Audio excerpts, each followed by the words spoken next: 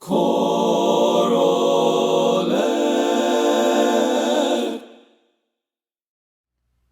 Welcome to episode 8 of ChoralEd. I'm your host, Micah Bland. Thanks so much for watching. Today, as we continue our series on choral tone, I am pleased to welcome to the show Dr. Merrin Guice Gill from Bethel University. Dr. Guice Gill, thanks so much for joining us today. Thanks for having me. So to begin, can you describe for us your ideal choral tone? I can. I would start by saying it's different based on every type of genre, depending on the time period or the performance practice necessary for the work. However, overall, it always should be, regardless of the time period or regardless of the composer, always having a supported sound, a free tone, and a amount of vocal technical placement that tends to be more forward and in the mask. So with a bel canto style, if you will, for most things, even if it's a senza vibrato piece, still having that the use of the mask and the tonal quality. Great. Is there anything that you have to deal with and think about breath when it comes to tone? Yes, I absolutely teach that there has to be a lot of support in the body. I spend a lot of time. So I also teach solo voice here. My undergrad degrees are in voice performance, and I have a doctoral minor in both voice performance. And I probably sound a little scratchy today because I just got over a cold, but normally I'm a soprano, and so I absolutely use a lot of the same things I do in my voice studio with the choir, as far as teaching how to properly support the voice with the body. And I do a lot of solo voice technique in the choral room. And so we work on how to have making sure we breathe, and actually use a lot of teach the singers to kind of breathe in through their nose and mouth at the same time and support the sound. And we do a lot of breath work to make sure that the sound has proper support. Awesome. So talking about supporting it with the body, and one of the things I noticed in your videos that I really appreciate, because I strongly encourage visual expressiveness and some movement. I see quite a not a lot of movement, but there's a very free movement in your singers. And I wonder, and not many people think about this probably, but does that affect your tone much, do you think, when you kind of consider that? Do you ever connect that with your tone and maybe the freedom that they're producing it with and that relaxation? Absolutely. I think there's very specific, some music educators, and I want to say it's Del Crows, and there's a couple others that talk about the body as a part to both help internalize rhythm. And I think that goes with our ability to move our breath rhythmically and correctly. So I often, if we're rigid and our bodies are tight, our sound will be tight. Also, if we have a freedom of movement, we can internalize more the a steady flow of the rhythmic energy. So I actually use movement for two focuses, both for breath to be engaging and to avoid tightness in the sound, but also to help kind of solidify internalized rhythm, so that the rhythm doesn't get stuck behind the beat really, and that the vowels come right on the ictus. I'm also curious, throughout your career, has your idea of tone changed much? Or do you think you've kind of sustained kind of a similar idea throughout your whole career? No, considering, because I say I'm always learning about my own instrument, as well as how to teach the instrument. So how to teach, what I would say the biggest development comes in teaching different types of voices, because I'll have students that come in who have the light, right, easy blending voices, and then I'll have the students who are baby Wagnerians, and trying to blend those voices. And I purposefully make sure that I place them in certain places. And one of the things that has developed over time is what happens as these singers grow and change. What are the abilities and qualities as a result of who's in the choir? And so kind of, as I like earlier in my career, I actually probably would have stayed away from the things that require less vibrato, honestly, because of, I think, my background.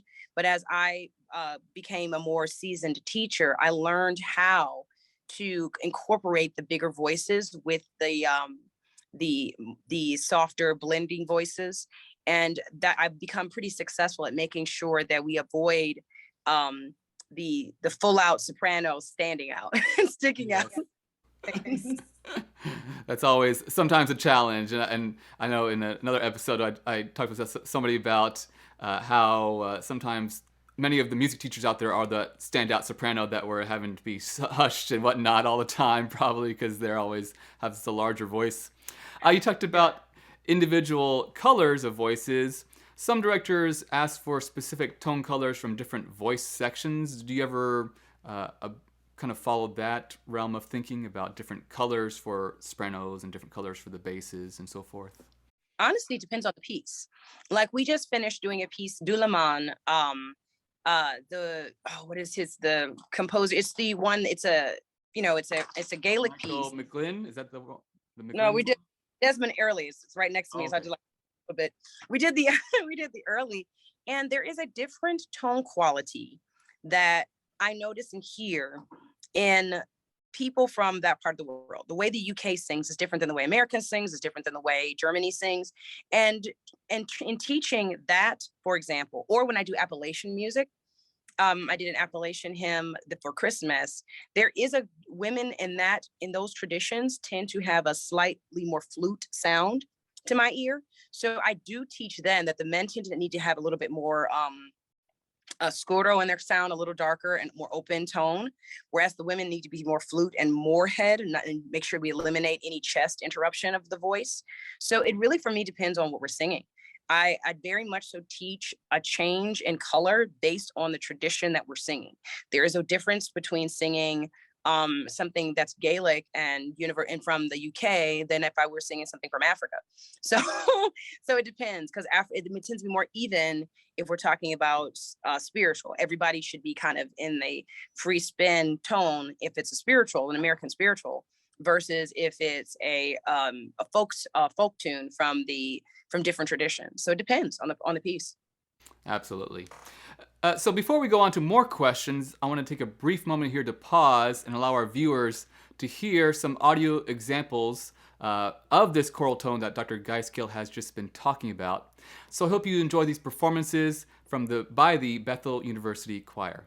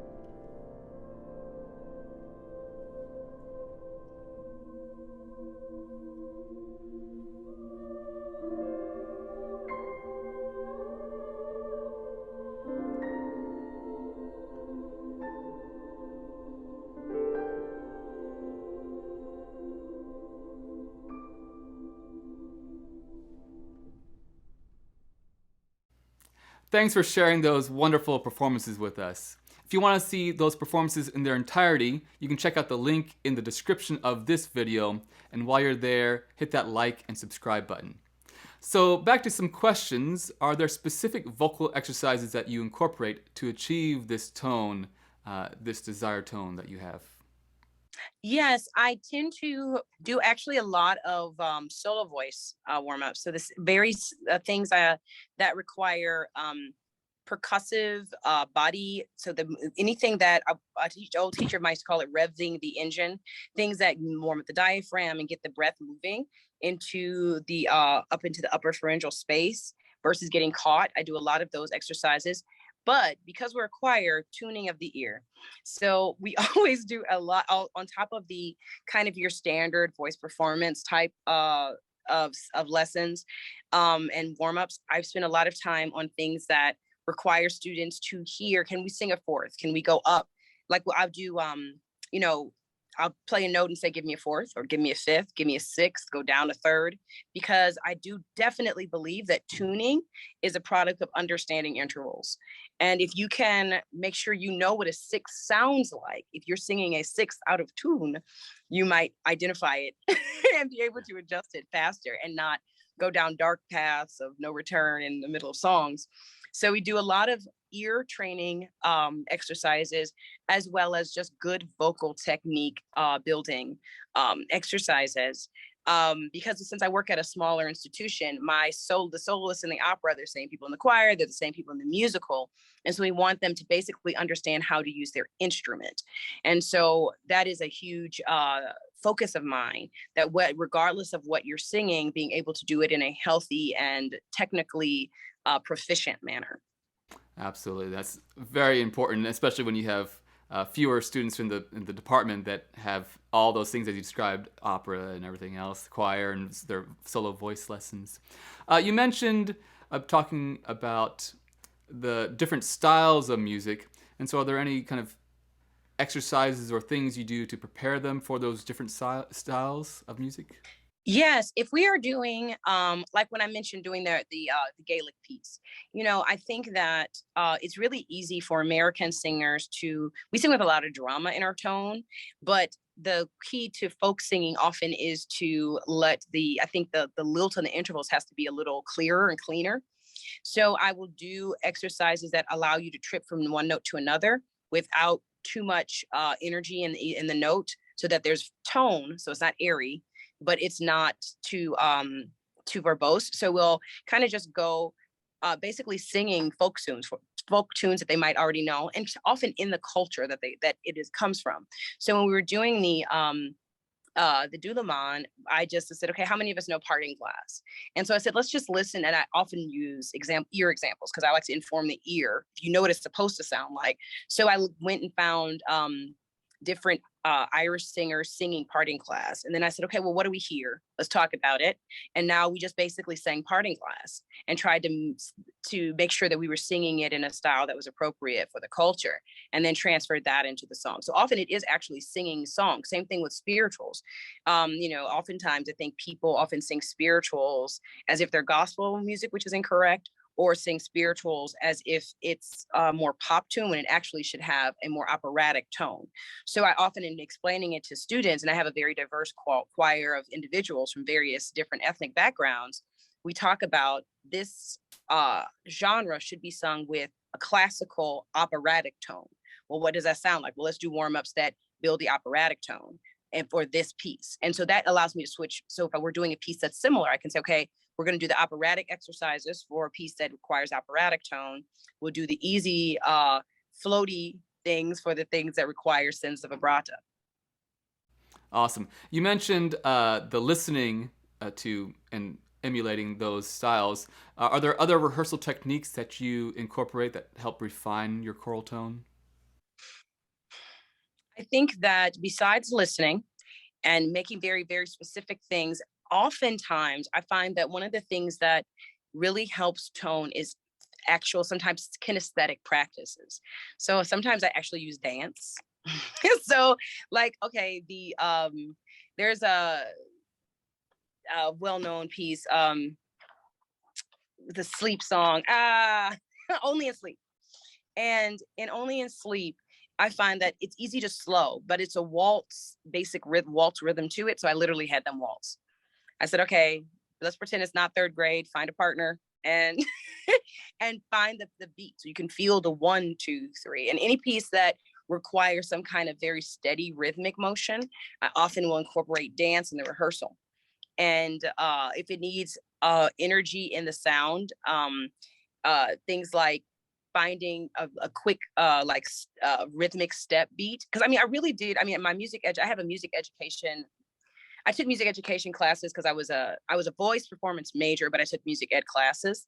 And I'm really glad I did, because when I learned about certain theorists, I was like, especially Delcros, who did use dance to teach very frequently. And I just really have incorporated that into my own teaching style. I frequently use dance as a way to help students understand. If I was doing a Spanish piece, I have made them salsa so that they could understand how the rhythm works and where the stresses are. You know, it's a very interesting point because dance and music, of course, are very much intertwined so much, and also with the culture of everything. And so I also find it interesting when I have used movement or dance, you know, during a rehearsal, there's a new energy in the sound and there's an activation of breath, and they're actually like maybe paying more attention. They're not, you know, listening to me talk anymore, or, you know, give them correction. They're moving and doing other things. And so it's a very fascinating you know, event when people just move. And so often we're like, stay on the risers. You know, so many high school teachers, middle school teachers don't leave the risers, and like, you know, that's when they start causing problems when they're running around the room. But it's a very useful and helpful tool for sure. And thanks for reminding us of that. So do you have any specific approaches during auditions and or the placement of singers in a standing arrangement that help establish your preferred tone? I really like a blended sound of variety. I have found that if you have too many flutes, so I think so. I had a teacher once who described singers as flutes and brass. And to me, if it's an all flute choir, so and then okay, so we have that flutes and brass. And then as a solo singer, we talk about the chiaroscuro, right? The light voice and mixing with the darkness of the tone. And I basically apply chiaroscuro to a choir.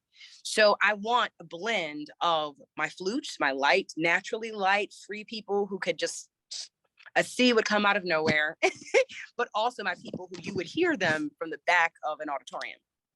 And I intermix them so that there are no two flutes together, or if I have to put two flutes together, they tend to be people who are at least different in how easy the voice is. And so I put my big voices never in the front row and never on the sides, but in this more in the middle somewhere, and definitely between flutes. And I do not, and I always when I'm auditioning, I make sure if I have too many flutes, then I make sure I put in some people that have the big voices. Sometimes those people, I find that oftentimes sopranos with big voices get relegated to the alto section. Oftentimes I'll move somebody into the second soprano section. It's very hard to have a baby Wagnerian in the first soprano section unless I need her to switch over if we're doing something that really requires some punch. But most of the time I'll make sure there's a nice balance of light and dark voices. And I always find it interesting, the different standing arrangements, because I have heard, you know, the flute and the reeds and the brass, and there's different approaches to that. And so that's one of our episodes I hope to have in the future, because there are many different approaches to the mixing of voices, and so I appreciate that you balance a more darker voice perhaps, or, you know, a brassy voice with those flutes that can balance it out a little bit more. And I think it's also important that you mentioned that you place some of those bigger voices towards the middle. And some people don't think about that, but putting them towards the middle back, they mask the sound a little more, that they're not as sticking out as much. So if you ever have a problem with a voice in your choir that's sticking out too much, placing them in the front is not going to be helpful. It's a little more, or the sides, a little more easily heard. So thanks for sharing that and reminding us about that. Do you have any final thoughts about tone that you'd like to share with us? I just really am excited to have been able to discuss these concepts, and I do think it's awesome how different tone is around the country and around with different choirs and people with different focuses. And I'm just pleased to be able to share, because a lot of my ideas come from, you know, studying really great master teachers that are all over the country, like Dr. Scheibe, I love at USC, and I think that's where he still is. Yeah. And Dr. David Morrow at Morehouse, and I got a chance to study, because this is actually the topic of my dissertation for my doctorate was how sound developed around the country based on immigrant populations. So I really enjoy how different we are all over the country, and how there really is so many different ways to do great things. It's a fascinating topic. I'll have to look that up and read that here in the near future. Well, Dr. Guice Gill, I want to say again, thank you so much for joining us today. It has been a real pleasure talking with you. And to our viewers, thanks so much for watching, and I hope you continue to inspire the future leaders of our world through this wonderful gift we call music. Thanks. Thank you.